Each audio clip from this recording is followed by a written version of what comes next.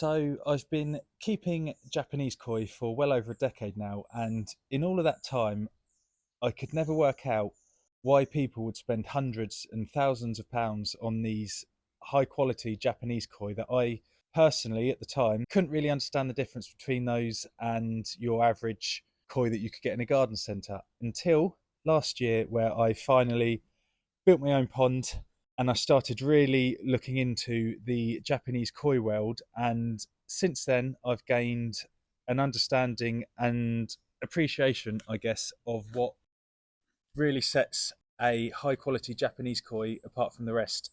And basically, now I am hooked and I'm really wanting to carry on improving my koi collection. But there is something that I've got to do first. Recently, I took my girlfriend of 3.5 years out to dinner to the same place, on the same table, with the same seating arrangement as our first ever date. I got down on one knee and I asked her, if one of the koi that I get could be this beautiful 50cm jumbo Nisai Sanke from Oya Koi Farm that also comes with a breeder certificate.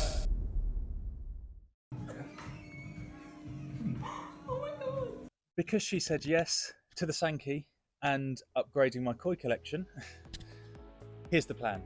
To avoid future overstocking and to give them all the best chance of growing, I'm going to be rehoming 5 koi that would generally be considered lower quality. Now, I know they're just fish, but they do feel like they're part of the family, and there's absolutely no way I could just rehome them anywhere and then never see them again. As a lot of you would have seen, me and my dad have been rebuilding his pond recently to make it a lot bigger and a lot better. So they're going to be going to his. This means that 1, they're going to be going into a bigger pond. 2, they're going to have the same advanced filtration as my pond. 3, I'm going to be there an awful lot, so I'm going to still be able to see them. And also, I'll still be able to keep an eye on them to make sure that they're doing well. Choosing which ones to rehome wasn't just about the visual appearance of them. Some of them really don't have the genetics to grow, and one is even slightly deformed, so it's also taken into consideration that my pond is going to be reasonably heavily fed to get them to grow well, so most of these koi really wouldn't do well in this environment.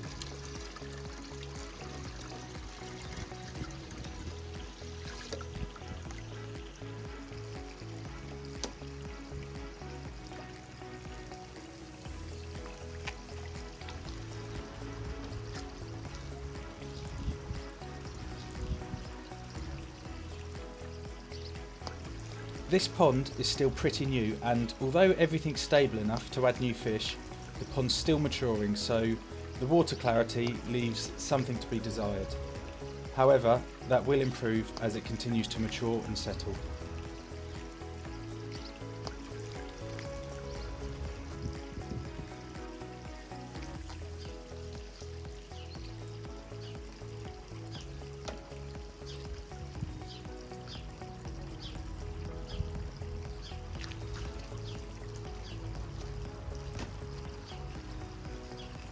Now that there's a bit more room in my pond, I took a 90-minute drive to visit a mate who's got several setups packed with Japanese koi, most of which he's raised from really small sizes.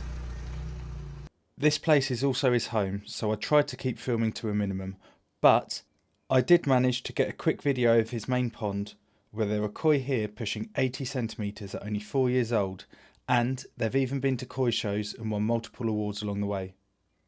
After chatting for a while, he bowled up the koi which I'm getting. Like I said before, it's a 50cm female Nisai Sanke, which is a white koi with red and black markings. Nisai means it's in its 2nd year of life, so it's about a year old but heading into its 2nd. Jumbo just means it's unusually big for its age. In this case, 50cm, which is quite large for a Nisai. So you're basically looking at a young, fast-growing, high potential koi with classic Sanke colouring. When choosing stereotypically high quality koi, there are many things that people look out for, and what is a really high standard to me may not be to someone else. Whoa, it's massive. But the first thing that I immediately noticed and loved about this fish on the video from a few months ago was the bold red, or Benny, stepped pattern going down its body that's pretty well balanced. I also like the sumi, or black, on the fish that's rich and bold with sharp edges for the most part. There are a few spots where the sumi is underlying, almost grey as if it hasn't properly developed yet. But the hope is that it will continue to develop bold and sharp just like the rest of the black. The other main thing is the body. This Sanke has a well balanced but thick body with strong neck, shoulders and a large head. All of these things suggest, but not guarantee, that the koi has very good potential for growing large and having the structure to stay healthy when doing so. It will be interesting to see over the next few months how the colour adapts at my pond, as his didn't have UV light, was heated constantly to 24 degrees and pushed pretty hard for growth compared to my pond that's unheated, has heavy sunlight and won't be pushed for growth quite as hard as his. All of these are factors which could make the colours even more vivid and sharp.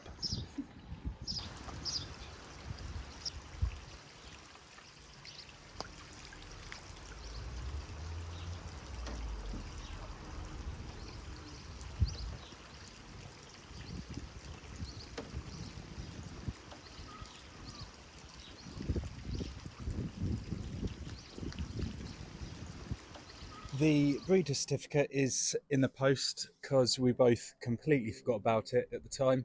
I'm hoping that some more of the koi that I'm going to be getting over the next year or so will also come with breeder certificates, mainly just so I can decorate my office a bit and it will look cool to koi nerds like me anyway. But saying that, I'd much rather choose a koi that I really, really like as opposed to one that is okay but comes with a breeder certificate. So it isn't really that necessary, but it is quite a cool little extra to have, I think. Towards the end of summer, I'm going to be going to the same place that I got the Sanke from. He has bought 3 or 4 varieties from Danichi, all Tosai, very small, and he's been growing them pretty heavily.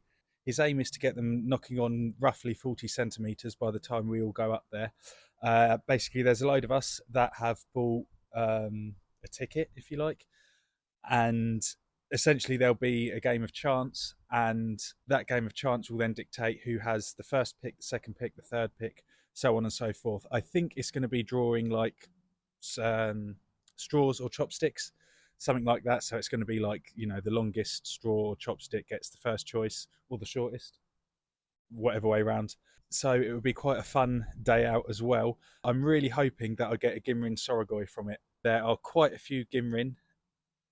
I have been told that most of the people there aren't really after soragoi, but if I am that far down the list and all the soragoi are gone by the time I get to pick, there are plenty of other really nice ginrin varieties there, so it won't be the end of the world. As for the next koi that I'm looking to get, I'm really liking the idea of having multiple single coloured ginrin varieties. Ginrin is, you know, like a sparkly fish.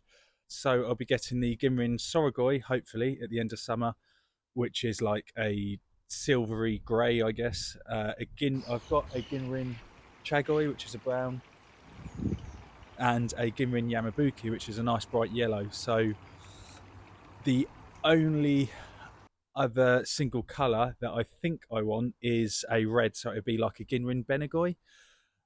Looking online, I haven't really found that much that I like, because a lot of them seem to have quite a few like blemishes, or the fins aren't full of the red colour or the benny. So I've been also looking at Aka, or aka Matsubas. They're technically not quite a single colour because they've got like a reticulated net pattern, I guess, down the scales, kind of usually like a dark, maybe even a completely black pattern. So I may end up getting an Aka or aka Matsuba instead of a Ginrin Benigoi, but we'll see how it goes. I'm in no rush. I'd rather wait a few extra months or even an extra year and get the right one, as opposed to get one that I'm kind of not that fond of. Uh, God, I've changed a lot. A couple of years ago, I'd have been down at any old garden centre going, "Oh yeah, that's a nice fish. I'll have that. I don't care what variety it is, where it's from." Yeah, how things change. Apart from single colour Gimrins, the next thing that I have my eye on is a Kajaku or Kajaku. I haven't quite found the right one yet, or the one that I want. Like with all of the fish, I'm not overly bothered about them trying to hit, like 80 or even 90 centimeters. If I have one or two in there that are knocking on 70 centimeters, and then most of the others are getting close to 60, I'm more than happy with that. So it does broaden my criteria a bit. But saying that, I still haven't found the right one. If anyone's got any ideas on what might be a nice addition to my collection, let me know in the comments below, because chances are that those three varieties that I've just mentioned, I won't get either of them, and I'll get something completely different. For example, I've got a goshki or goshiki in there that I really, really like. I never really understood goshkis. I just didn't get the fascination with them. Weren't my cup of tea. And then I went down to, or up to Gatwick Koi to get a small Sanke that I bought. And I saw this goshki in the back of the tank, and I just, fell in love with it. Same with the chibas. Really didn't like a chibas at all. And then when I got, what did I get? The Yamabuki. There was a ginrin chiba there. Again, it's not like a great pattern in terms of, like proper high quality koi or anything like that. But I just fell in love with it. So yeah, feel free to throw some varieties at me, because chances are I'm going to get something completely different to anything that I've mentioned, or anything that I thought I would get anyway. So go ahead. One thing I'm going to be doing today is going back on my computer upstairs and going through the koi dealership websites to see if I can find anything. So until next time, I'll see you later. Oh, that was close. Bloody wind.